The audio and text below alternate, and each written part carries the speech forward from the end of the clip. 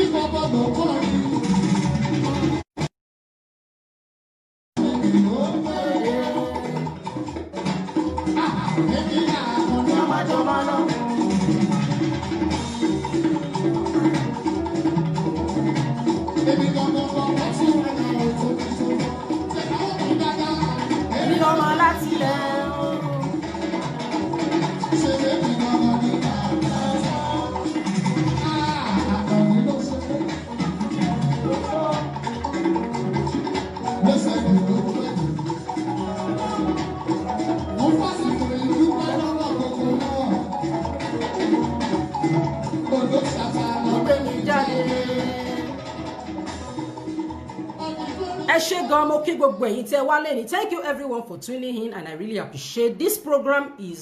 We speak Yoruba and Ondo dialect for the sake of those people that don't understand what I'm saying. That's why I'm explaining to you in English. As this program, it pertains to, you know, like, can I say, like, history of Yoruba? Yes.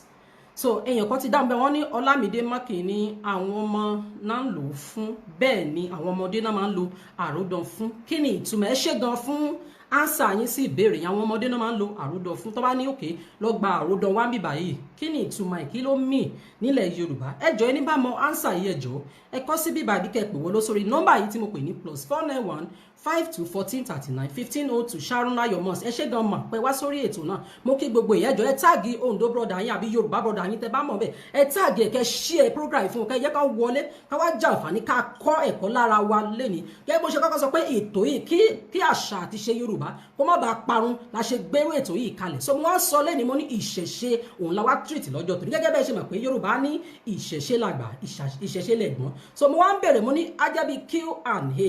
Nísìn mo wá ń sọ pé kí ni wọ́n ń pè ní àròdàn nílẹ̀ Yorùbá, àti pé àwọn àwo gan náà lo àròdàn fún, àti pé kí ni ìtumọ̀ àròdàn yìí. Ẹ jọ̀ọ́ ẹni bá mọ ánsà yìí ẹ lè kọ sí bíbá yìí àbí kẹ́ pè wọlé mọ̀ sà sórí nọ́mbà tí mo kọ́kọ́ pè lẹ́ẹ̀kan yìí tí mo ní +491 52 14 39 15 02. Èèyàn kan kọ̀ọ̀kan rí Daniel Samuel wọ́n ní àròdàn ni kí èèyàn lọ gba àwọn lọ́wọ́ àgbà.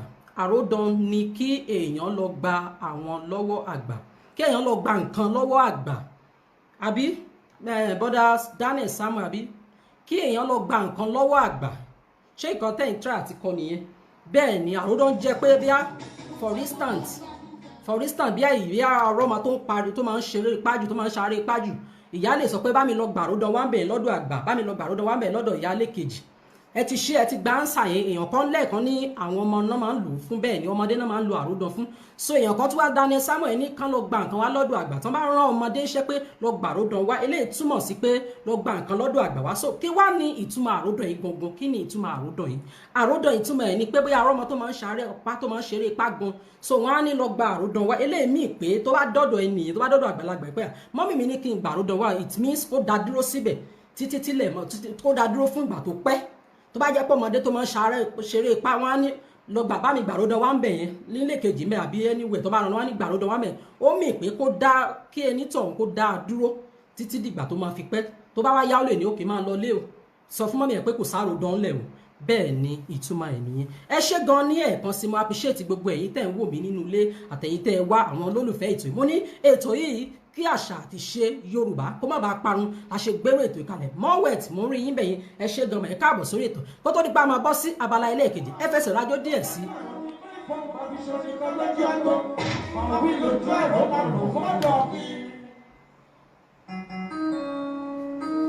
iwájú ti sí mi ẹ̀ẹ́dì mo máa gbà wọlé torí iwájú ti sí mi ẹ̀ẹ́dì mo máa gbà wọlé.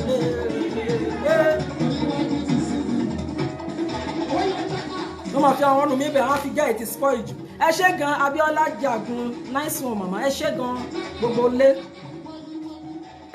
ọ̀pọ̀ ọlámọ̀wẹ̀ tí wọ́n rẹ́rìí so èyí tó tún kàn tí a tún máa sọ ni pé kí ni wọ́n ń pè ní alágẹmọ nílẹ̀ Yorùbá kí ni alágẹmọ kí ló ní ṣe kí ni wọ́n pè ní alágẹmọ nílẹ̀ Yorùbá ẹ ṣí ẹ program yìí my brothers and sisters àwọn bá mi ó gínú lé ẹ ṣí ẹ program ẹ múra sí o ṣé mo rò pé ẹ̀ ń jó mẹ́ ṣé kìí ṣe mi nìkan mò ń jó ṣá bí egun tó ń wé léwèrè ṣé kìí ṣe mi nìkan mò ń dájó ẹ jọ̀ọ́ mo ní kí ló ń pè ní alágẹmọ nílẹ̀ Yorùbá àwọn Oǹdó brother mi ó gínú lé mi kẹ́ ẹ pè ní alágẹmọ nílẹ̀ Yorùbá tó bá fi alágẹmọ kí ìtumọ̀ ẹ̀ kẹ́ ẹ pè bẹ́ẹ̀ gan nílẹ̀ Yorùbá àwọn lè kọ́ ní èdè Gẹ̀ẹ́sì àwọn lè kọ́ ní èdè tiwantiwa ẹ lè kọ́ ní èdè English ẹ lè kọ́ ní èdè Yorùbá kí ni wọ́n pè ní alágẹmọ nílẹ̀ Yorùbá Tracy Ojo wọ́n ní good afternoon big sister ẹ ṣé gan ma thank you so very much for tuning in Tracy Ojo I really appreciate you ma God bless you ma how is the family there happy Sunday same here ma so ìbéèrè tí mo béèrè mo ní kí náà pè ní alágẹmọ nílẹ̀ Yorùbá kí ni alágẹmọ nílẹ̀ Yorùbá ẹ jọ̀ọ́.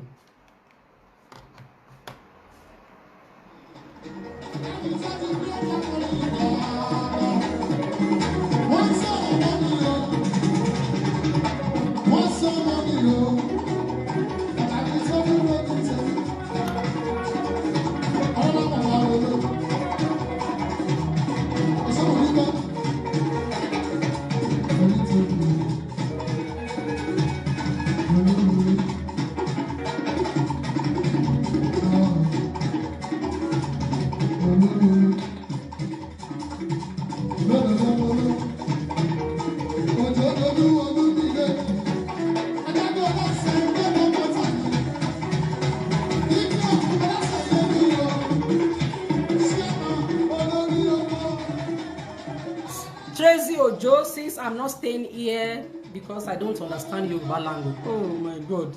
How will I be able to translate this for you? We are fine. Okay, my beautiful sister, thank you for tuning in. Abiola Jagun wọ́n ní chameleon. Ẹ ṣé gan sir, bẹ́ẹ̀ ni alágẹmọ chameleon ni nílẹ̀ Yorùbá. Chameleon chameleon ni nílẹ̀ Yorùbá. Tọ́n pè ní ọ̀gà. Ẹ ṣé gan mo appreciate gbogbo question yín yẹn. Thank you so very much for tuning in, Sister Tracy Ojo, and I really appreciate you. So, alágẹmọ náà pè ní ọ̀gà chameleon. Ẹ ṣé gan.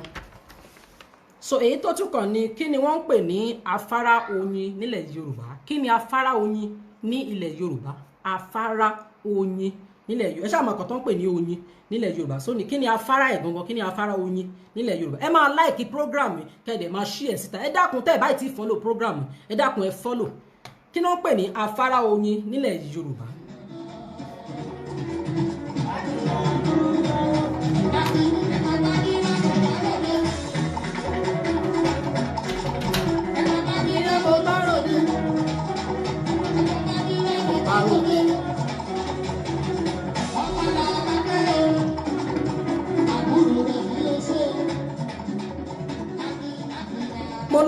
ṣe lọ́sàn-án yìí la pè ní ìṣẹ̀ṣe làgbà gẹ́gẹ́ bẹ́ẹ̀ ṣe mọ̀ nílẹ̀ Yorùbá wọn ní ìṣẹ̀ṣe làgbà ìṣẹ̀ṣe lẹ̀gbọ́n mo ní kí náà ń pè ní afárá oyin nílẹ̀ Yorùbá Ọpẹ́yẹmí Akínṣẹ̀yẹ mo rí yín bẹ̀ good afternoon my beautiful sister thank you ẹ ṣé gan pé wá sórí ètò mo ní kí náà ń pè ní afárá oyin ní ilẹ̀ Yorùbá àwọn Ondo brother mi oyin mi kẹ́ pè ní afárá oyin nílẹ̀ Oòduà kẹ́pẹ̀ ní afárá oyin nílẹ̀ Yorùbá àjọ oníbàmọ̀ àṣà yìí àwọn lè kọ́ sówó bẹ́ẹ̀ kò bí àbí náà pè nọ́mbà yìí mo kọ́kọ́ pè ní ẹ̀kọ́ ní mo fi +491 52 14 39 15 02 mo ní kí náà pè ní afárá oyin nílẹ̀ Yorùbá ẹ ṣé gan ẹ jẹ́ pè ní nọ́mbà ìtàbárẹ́ ẹni tó nífẹ̀ẹ́ àti pè wọlé kí ni afárá oyin ní ilẹ̀ Yorùbá.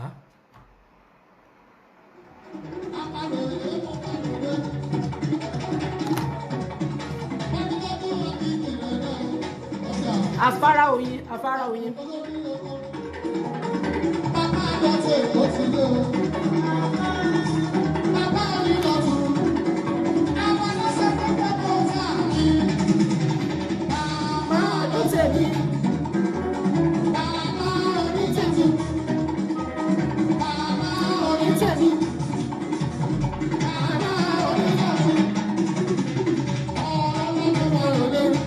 Mo try àti kọ nọ́mbà yẹn sórí.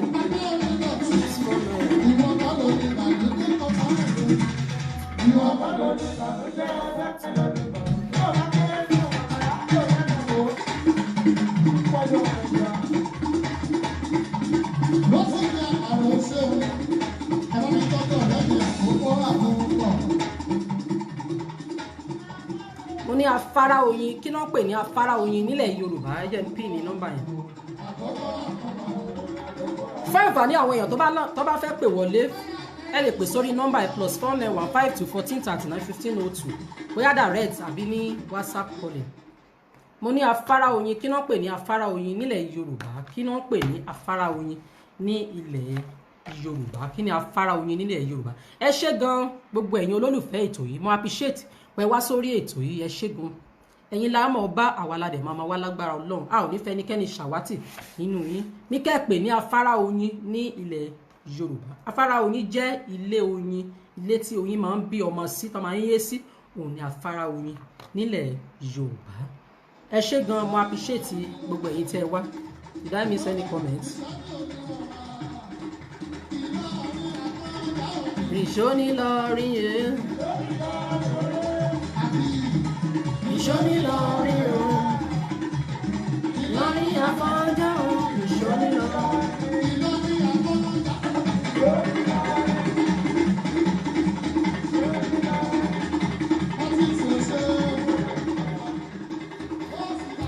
ẹ ṣé gan ìbéèrè tó tún kàn ní kí ni wọ́n ń pè ní ìsun nílẹ̀ Yorùbá tí wọ́n bá ní wàá bí sun wàá bí wàlẹ̀ kí ni wọ́n ń pè ní ìsun kí ni ìwàlẹ̀ àti pé kí ni ìdí tó fi máa ń sọ pé wàá bí sun wàá bí wàlẹ̀ nílẹ̀ Yorùbá ta ni ìsun ta ni ìwàlẹ̀ nílẹ̀ Yorùbá àti pé kí ni ìdí yẹn ẹ jẹ́ ká kọ́ béèrè náà kí ni ìsun kí ni ìwàlẹ̀ tí Yorùbá bá sọ pé wàá bí sun wàá bí wàlẹ̀ kí ni ìsun kí ni ìwàlẹ̀ ẹ jọ̀ọ́ àti pé kí ni ìdí tó fi máa ń sọ pé wàá bí sun wàá bí wàlẹ̀ ẹ jọ̀ọ́ ẹni bá mọ ánsà yìí ẹ lè kọ sí bíbá yìí sàmọ àbí kẹ́ pè wọlé sórí nọ́mbà tí mo pin dà tí mo ní +491 52 14 39 15 02 mo ní tí Yorùbá bá sọ pé wàá bí sun wàá bí wàlẹ̀ kí ni ìsun kí ni ìwàlẹ̀ àti pé kí ni ìdí tí Yorùbá fi máa ń sọ pé wàá bí sun wàá bí wàlẹ̀.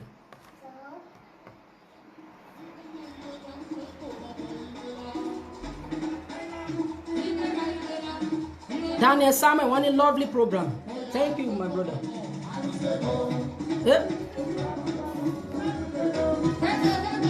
Hello ẹ káàbọ̀ sórí ètò ẹjọ́ ta ló ń bá wa sọ̀rọ̀ àti bó lẹ ti ń sọ̀rọ̀. Adéọlá Jagun ẹ ṣé gan sà pé wá sórí ètò àti pípẹ́ pè wọlé. Àlàáfíà náà wà. Ẹ jẹ́ kó yé wọn pé Adéọlá ló pé o ẹlẹ́ṣẹ̀. Wọ́n ní Adéọlá ẹlẹ́ṣẹ̀ ló pè wọlé láti ìlú Jámánì bí ẹ ṣé gan pé pè wọlé sórí ètò. Mo ní tó bá sọ pé ìsun àti ìwàlẹ̀ nílẹ̀ Yorùbá kí ni ìsun kí ni ìwàlẹ̀. Ìwàlẹ̀. Bẹ́ẹ̀ ni. Obìnrin ni ìsun ọkùnrin ni ìwàlẹ̀. Obìnrin ni ìsun ọkùnrin ni ìwàlẹ̀ kí ló dé tán fi máa ń pe obìnrin ní ìsun tán fi máa ń pe ọkùnrin ní wàlẹ̀.